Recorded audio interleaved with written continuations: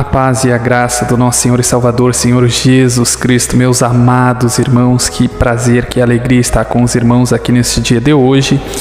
E hoje, mais uma vez, eu estou trazendo uma palavra para edificar a sua vida, para fortalecer o seu espírito, para abrir o seu entendimento através da palavra de Deus, né? E hoje nós vamos falar a respeito do dinheiro, né? É algo que gera sempre muita controvérsia. Eu acho que hoje um pouco menos, né? Hoje que as pessoas têm mais entendimento através da internet. A internet abriu a mente das pessoas que souberam compreendê-las, a utilizar para estudar, para evoluir, né? Eu acho que isso foi uma grande ferramenta muito poderosa, né? Porém, por muitos anos, né, inúmeras pessoas, inclusive alguns pregadores, alguns crentes, alguns pastores, né, utilizaram da própria Bíblia, por não ter muitos recursos de informação, como uma ferramenta para pregar não ao dinheiro, né, em todas as hipóteses. E hoje eu vou falar sobre o texto que está no livro de Mateus, capítulo 6, versículo 24, né, que fala que ninguém pode adorar a dois senhores, né? Eu devo amar a Deus e usar o dinheiro. Eu não posso servir o dinheiro. E é isso que esse texto nos diz. Porém, por muitos anos, esse texto foi colocado de uma forma, né, que a gente deveria se contentar com a nossa pobreza, com a nossa escassez total de recursos, né? E, na verdade, não é isso que esse texto nos diz, nos ensina, né? O texto de Mateus diz o seguinte: ninguém pode servir a dois senhores, porque ou há de odiar um e amar o outro, ou se dedicará a um e desprezará o outro. Não podereis servir a Deus e a Mamon, né? Mamon, para quem não sabe, é o deus do dinheiro, é um deus pagão, não vou me aprofundar muito aqui, né? Mas supostamente é o deus do dinheiro, né? E o texto ali fala que nós não podemos servir a Mamon, né? Mamon, deus do dinheiro, e o próprio dinheiro em si, né? Eu acho que se você tiver curiosidade, quiser pesquisar um pouco mais aí, pode pesquisar, fica a critério de cada irmão. Bom, o que eu quero falar sobre esse texto aqui no livro de Mateus é que por muito tempo, né, por muitos anos, décadas aí, inúmeros pregadores, inúmeros pastores usaram esse texto aqui, alegando que o crente não poderia enriquecer, não poderia ter posses, não poderia ter bens, né? E esse texto, por muitos anos, ele foi muito mal interpretado, né? O real significado desse texto aqui, o que esse texto nos alerta, é que nós não podemos fazer do dinheiro o nosso Deus, nós não podemos amar o dinheiro. Isso é clássico, é óbvio, né? Independente da gente estar na presença de Deus ou não, né? Amar o dinheiro é a raiz de todos os males. Inclusive, ele vai fugir de você. Quem ama o dinheiro vive sempre na pindaíba, né?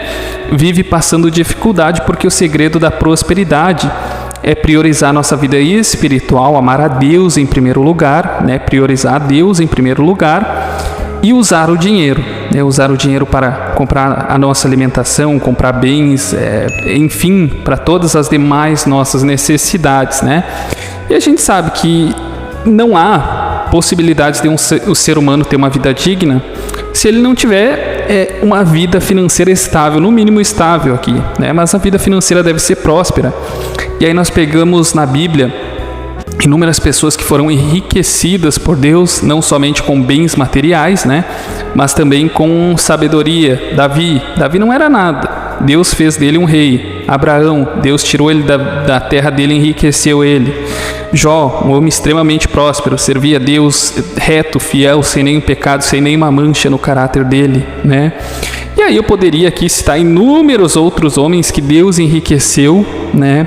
E serviam a Deus, eram fiel, eram reto, eram segundo o coração de Deus, né? Então é uma balela que quem serve a Deus não pode enriquecer, que quem serve a Deus, né, não pode ter posses, não pode prosperar, né? O que a gente não pode é ter amor ao dinheiro, colocar o dinheiro em primeiro lugar antes de Deus. Primeiro Deus, né? E depois dinheiro, né? A Deus a gente ama, a gente cultua, a gente respeita, e o dinheiro a gente usa para comprar coisas. É essa a ordem, né? Deus tem que estar sempre acima de tudo na nossa vida. E eu sei que é muito difícil, né? É fácil falar, eu sempre falo isso, é fácil falar que Deus tem que estar acima, que Deus tem que ser a prioridade, né? Porém, quando a gente começa a ver Deus cuidando de inúmeras áreas da nossa vida, a gente começa a gerenciar melhor isso. Não, mas poxa, Deus realmente estava cuidando, realmente Deus estava fazendo, né? E aí a gente consegue cumprir melhor essa ordem, que Deus deve estar em primeiro lugar na nossa vida, depois, né, as demais coisas. E é isso, né? Deus tem o maior prazer, tem a maior alegria em enriquecer aqueles, né, que o servem. Porém, tem outra questão que é muito comum, né? Outra questão que é bastante comum, que é a qual? É a questão do preparo, né? Deus não dá nada para quem não está preparado. Uma pessoa, para enriquecer, né, ter vários bens materiais, ter casa, ter apartamento, ter empreendimentos, essa pessoa deve estar preparada, né? E Deus nos prepara através das adversidades, né? Para gerenciar, para investir, para empreender. Eu peço perdão para os irmãos, né? Pelos cortes aqui, pelas falhas, porque eu estou com um pouquinho de azia, então, né, fica um pouquinho complicado, mas paciência, né? Outra questão é, toda vez que Deus for prosperar alguém, for enriquecer alguém, Ele leva essa pessoa para um cenário de pobreza, né? De adversidade. Por quê? Porque Deus quer ver se a pessoa vai suportar o processo. Tem um pouco disso, mas Deus, Ele já está no nosso presente, futuro e passado, né? Então Ele sabe o que vai acontecer. Foi Ele explicando de uma maneira meio grossa, assim, né, bem básica. Deus já escreveu o nosso futuro, então Ele sabe o que vai ser, o que não vai ser, o que seria e o que não seria, né? Então Deus sabe. Porém, né, a grande questão, quando alguém diz assim, olha Deus, eu quero ser rico, né, eu quero ganhar bastante dinheiro, a vida dessa pessoa normalmente começa a desmoronar, né? Ela passa a ter inúmeros problemas.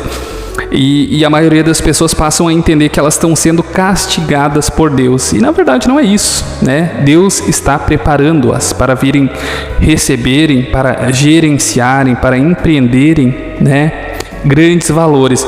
E isso só é possível, né, através de começar do pouco. Né? Você vê aí, eu vejo os maiores empresários do Brasil, do mundo, por que não falar do mundo, começaram do pouco, do quase nada, né?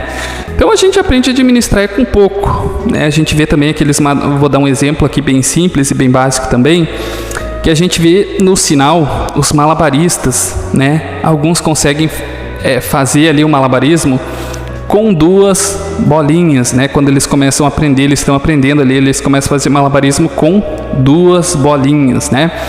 Conforme eles vão desenvolvendo as habilidades deles, eles vão, né, pegando o jeito da coisa, eles começam a praticar o malabarismo com mais bolinhas, né? Porque eles aprenderam a administrar, a conduzir, né, as bolinhas ali. E assim Deus faz com o dinheiro na nossa vida. Primeiro, Ele começa a nos preparar com pouco, né? E conforme a gente vai ficando apto, vai ficando capacitado, então Ele começa a nos fornecer mais recursos, né? E outra coisa, Deus também nunca vai dar dinheiro para mim e para você, para eu e você se achar melhor que o vizinho, né? Para nós ficar postando selfie nas redes sociais, né? E ficar se aparecendo. Não, né? Deus sempre vai ajudar aquelas pessoas que têm um propósito maior de ajudar outras pessoas através da vida delas, né? Através de ação social, através de um ministério e em inúmeras outras formas. Amém, meus irmãos? É isso. Deus não é contra o enriquecimento de ninguém, desde que seja lícito, é claro, né? E Deus tem maior prazer em abençoar e prosperar aquelas pessoas que andam segundo aos caminhos dele, né, e servem a ele corretamente. Amém? É isso aí, meus irmãos. Eu espero que essa palavra tenha edificado a sua vida, né, tenha trazido luz, tenha trazido conhecimento a você. Amém? A paz e a graça do nosso Senhor e Salvador, Senhor Jesus Cristo.